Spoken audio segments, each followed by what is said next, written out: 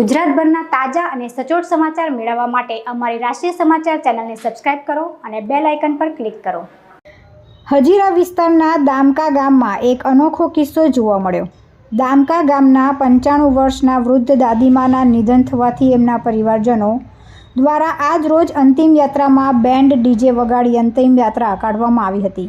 સમાજમાં એક અનોખી નવી પહેલ જોવા મળી છે અને દામકા ગામના નાગર મહોલ્લામાં મંચીબેન મૂળજીભાઈ પટેલનો 95 વર્ષે નિધન થતાં તેમની અંતિમ યાત્રા મોટી સંખ્યામાં ગ્રામજનો જોડાયા હતા અને બેન્ડવાજા સાથે આ અંતિમ યાત્રા કાઢી હતી। બેન્ડવાજા સાથે અંતિમ યાત્રા નીકળેલી અને આજુબાજુ ગામમાં પણ ખબર પડતા લોકો જોવા માટે મોટી સંખ્યામાં ઉમટી પડ્યા હતા। સમાજમાં આ પહેલો દાખલો હજીરા વિસ્તારમાં જોવા મળી રહ્યો હતો। તુલસી શર્મા સાથે રાષ્ટ્રીય સમાચાર, સુરત।